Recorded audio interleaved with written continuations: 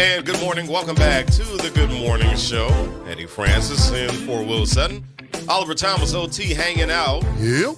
And also hanging out with us this morning, joining us live, Captain Quentin Brown of the New Orleans Fire Department. Captain Q. What's up, morning, Q? How you gentlemen. doing, man? I'm good. How you doing, Mr. Francis, Mr. Thomas? How are we today? Man, if we I'm were so any better, good. we'd be you. I swear. Well, thank you. I appreciate that, So- especially starting the new year. So when they gave me the message yesterday, they said, "Eddie, you're going to be talking to Quentin Brown." I said, "No, man. Send us somebody who knows what they're talking about." Man, after 36 years of doing this, I may still have to learn some more things. That's for sure. Yeah, but that's a sign of a smart man. I was about to say we are forever on the learning journey, my brother. Welcome to the Always. show, and I know that this is a really busy time of year for fire departments across the country. Yes, sir. We have the holidays; it's getting colder, and of course, there is New Year's. So with the new year comes a lot of risk for a lot of folks. And so the first thing is let's talk about New Year's celebrations and fire safety. Why is fire safety especially important during these New Year's celebrations? Well, the New Orleans Fire Department, as well as departments around the country, always are exposed to some consistently dangerous situations as it relates to the new year, one of which is fireworks. And as a department, we like to encourage everybody to understand that that fireworks are illegal in Orleans Parish. However, we know, living in this city, we know that people will do their own thing with fireworks. We like to encourage them to go out and see the watch the professionals do it. It's a lot safer, and it's a lot less dangerous for communities and such like that. So, with fireworks, it's always a tenuous situation with us. They cause a number of different issues, along with dismemberment of people, burns, those kind of things. And there is always a caution for fireworks dropping on houses, in grass areas that'll start grass fires and even structure fires with houses. Yeah, and I was about to say, it seems that the one thing that a lot of folks tend to forget is that what goes up must come down. Absolutely. Yeah, and so whenever people shoot off their fireworks, it's got to come down somewhere. And unfortunately, when it does, can you talk about what happens with these structures, with this grass? I mean, why is it? Because it may seem as if it's obvious to some people, but why is there such an inherent danger of fire when these objects come down? Well, most times they're still lit. They still have enough heat on them. Yeah, there's still enough embers ignite. and burning material. Yeah, Absolutely, to ignite any small area that's dry. We haven't had rain in a few days now, maybe a couple of weeks. And there are some areas that on houses and in grass that are still dry, and it still has enough heat on those materials that are falling that will set small fires. So Cap, heading into the new year, this is something we do regularly, especially when we talk about safety and preparing.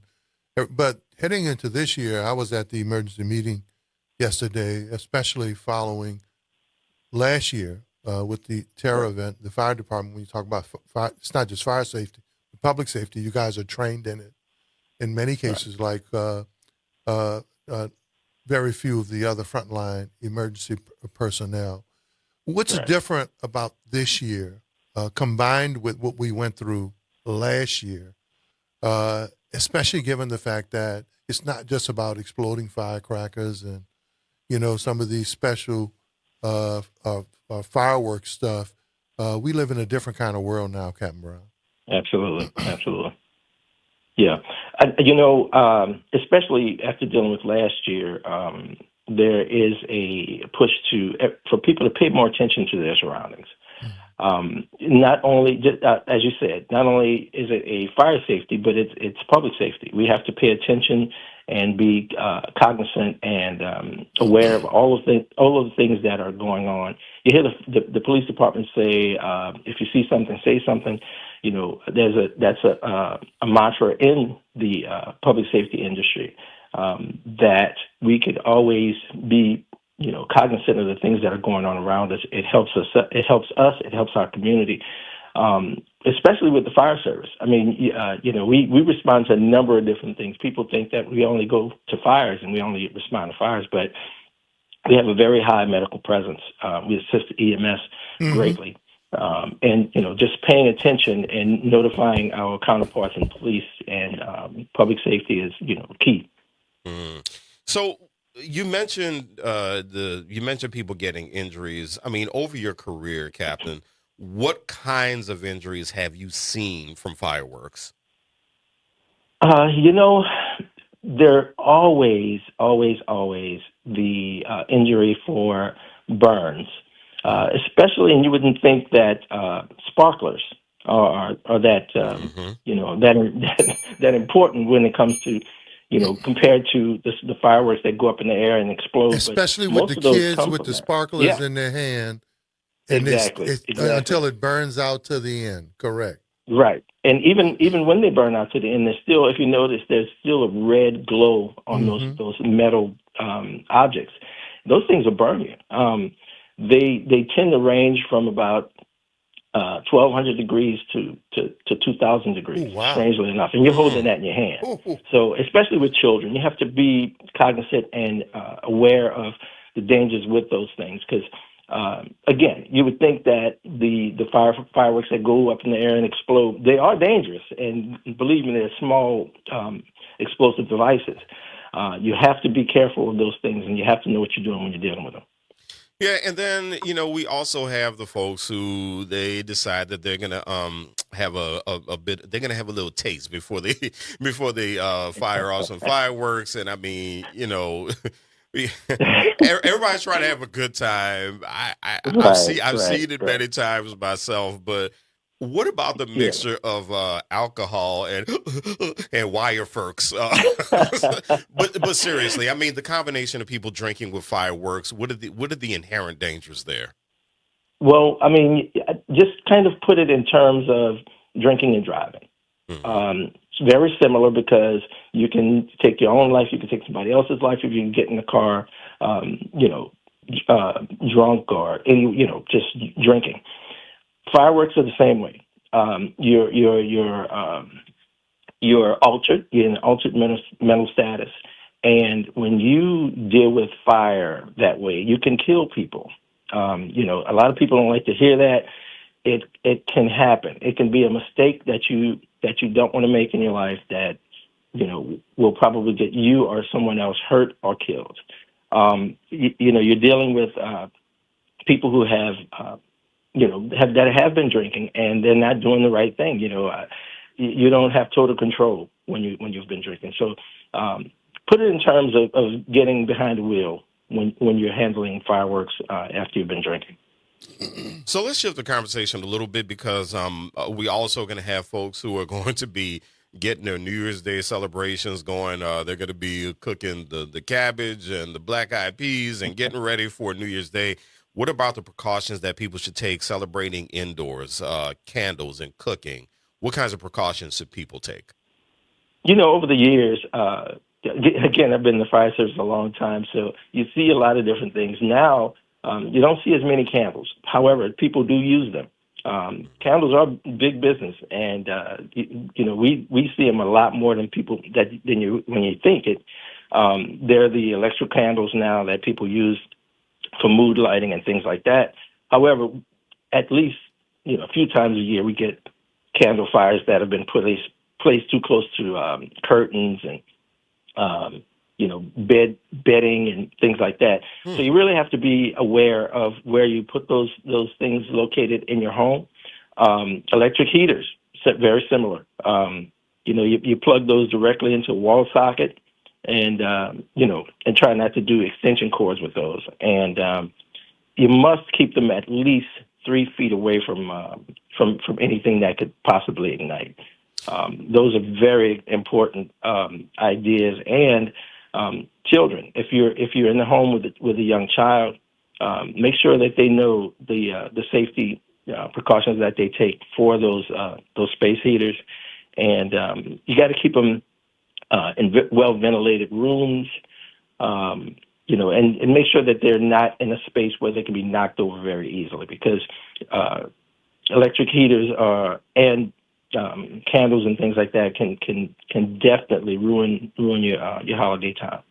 Yeah, and this year, New Year's Eve is going to be. I think we're going to have a cold one this year. So, so we are actually looking at probably an increased risk when it comes to space heaters. And so, in New Orleans in particular, though, we're talking about increased risk because of the makeup of a lot of our homes, right? I mean, we have a lot of old houses in this city. So does that contribute to the risk? It does. It does. In the fire service, we think everything's a risk. Okay. So, That's we fair. try to educate people on what to do and what to pay attention to. Like very few places around the country, there's some other places that have floor furnaces. Those things are a staple here in the city. I remember growing up in this community with floor furnaces. I have family members that have gotten their feet burned, and people that I know. And some of those things still work, and you really have to pay attention to it, as well as those in the wall heaters. Very similar type of thing. They're old, but some of them still work. And a lot of times people are just trying to heat up, trying to get warm because it's so cold out. Thank goodness this cold snap is going to be only a couple of days, but typically whenever we have just a 1 or 2 day cold snap, we have people who are in a situation where they can't afford electricity. Sometimes they try to open up light objects on fire to keep warm, and it's always a challenge for us. So one of the things I've noticed, Captain Q, is the cost of living is affecting people in terms of home maintenance, improvement. Mm-hmm. Absolutely. I will tell you that all of our families are affected. It costs so much, right? Mm-hmm. To have a AC, a furnace, a heater expert come out, $400 just to come out, several $100s, whether they don't do anything at all or not. And people in the past, I remember my mother would have the furnace or the heating or even cooling system checked first before you would turn it on. Now people are just turning it on because to have that technician come out and check it, that's bigger than, in many cases, than the electricity or gas or utility bill. How important is it to have your system serviced, and how do we find an affordable way to get that done? Ooh, that's a challenge. I mean,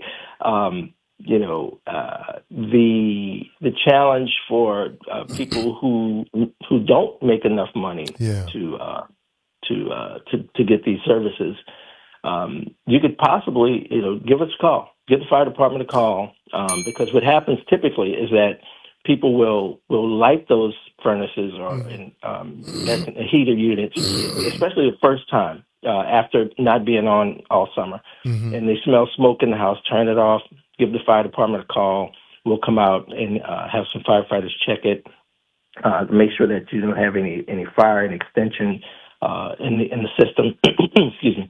And we don't want to excite anybody or get them out of whack about it. Yeah, but be careful and be cognizant of what's going on with your unit.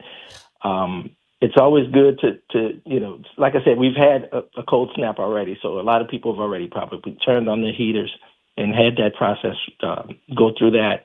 But if there is an issue and you turn your heater on and you smell smoke, don't be afraid to call. Now, one other thing we experienced it already, Eddie. My daughter was preparing for her party, her Friendsmas, Christmas event with all her other teenage friends, and lit the fireplace and was wondering why it was smoking. Oh, the vent wasn't open. Oh, good. Yeah, she opened the flue. Yeah. The flue. Yeah, the flue wasn't open. Yeah, the vent. The vent wasn't open. It's happened to the best of us. Yeah, it happened. Yeah, that's happened to me once. And remember when the chimney cleaner would come out, or the person who had expertise? Because there's something that with the system, especially so you can get the toxins or those things that burn up through the chimney to get it cleaned out. People don't do that anymore. No. They just if the flue, what do you call it, the flue? The flue, yeah. If the flue is open, they just burn it anyway. There's no cleaning. There's no preparation like it used to be. And a lot of people don't understand that creosote is an offshoot. Well, it's a byproduct of burning. And what happens is if you go so long without cleaning that inside of a chimney, that'll ignite. That's a toxin. So, it will. Yep, definitely. So you have to be cognizant of all those things. So to close out, I know that the New Orleans Fire Department is preparing. So, one, this is a two-part question. One, what are you doing to prepare? And two, what are the key what is the key message that you want to leave with the community as they get ready to celebrate, or as we get ready to celebrate the new year coming in? Well, let me say this first without being large-headed. The fire department tends to stay ready in order not to get ready. We're always in prep mode. We're always in a position where we are ready to respond for whatever it is that happens. The second part of that question is just be safe. Again, pay attention to your surroundings. Understand the things that are going on in your area, in your neighborhood, in your city. And if you need help, give us a call. We're there. We'll respond to any call. For the most part, we if you need some help, whether it's medical or fire or anything like that, we tend to be the what do they call it? The Swiss Army knife of the fire service. Of the emergency management. So, if there's anything that you need, if there's a problem, give us a call. All right, and something that I was just able to. And what's that number? Yeah, what's the number? Oh, I'm sorry. The number, the non-emergency number, you have to call through 811. Okay. 811. I'm sorry. Yeah. And the city will, you can call the if it's emergency, of course, 911. Yes. Yes. And one thing that folks can do, I just did this for myself. One thing that folks can do is you can actually access fire safety tips online. If you just Google fire safety tips, then something is going to come up and you're going to get a nice list from any one of a number of fire departments from around the country, so that they can, so that you can celebrate New Year's in a safe way, and then you can also make sure you stay safe throughout the winter. Because it's not just New Year's; it's the winter. We still got January and February, and so we still got people who are going to be. They're going to be working those space heaters. They're still going to be working their fireplaces and all kinds of stuff. So it really doesn't stop for the fire professionals, does it, Captain Brown? Hey, rescuing cats out the tree, helping old ladies up the block, making sure the fireworks don't burn the city down. I appreciate that. Yeah. Yes. And you got to put Oliver Thomas out when he's on fire, too. Hey, and we're about to get back to a fire topic, man, that we started earlier. People are texting saying, we hope we get back to that. Well, we hope y'all call in at 504-582-9422. What are your New Year's resolutions for our folk, right? Mm-hmm. What do we want to do about the stereotyping? What is the new code of conduct? Captain Q says, as long as you're protecting your family, making sure it's fire safety, making sure it's firework safety, and preventing potential hazards, you're doing okay. Captain Q, we appreciate you, man. Thank you, man. Appreciate you. I appreciate you guys. Thank you. All right. You have a great day and have a happy New Year. You do as well. Thank you. All right, then.